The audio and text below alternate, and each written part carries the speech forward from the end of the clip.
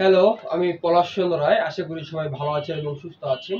আজকে কথা বলবো নারী ও শিশু নির্যাতন দমন আইনের যে সেকশন ৯ রয়েছে, সেই সেকশন ৯ এর ৩ এ কি বলা হয়েছে?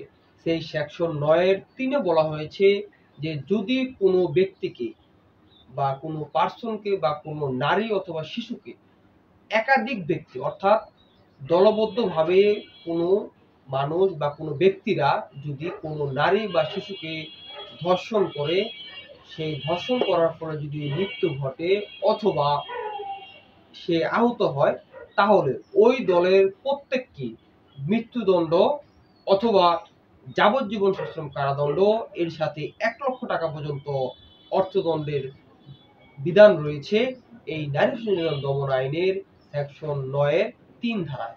তাই এই ধরনের ঘৃণিত অপরাধ থেকে সবাই নিজেকে বিরত রাখার চেষ্টা করবেন এবং সমাজকে এই ধরনের অপরাধ থেকে বাঁচানোর জন্য সচেতন থাকবেন। সকলকে ধন্যবাদ ভিডিওটি দেখার জন্য। দেখা হবে নতুন কোনো ভিডিওতে।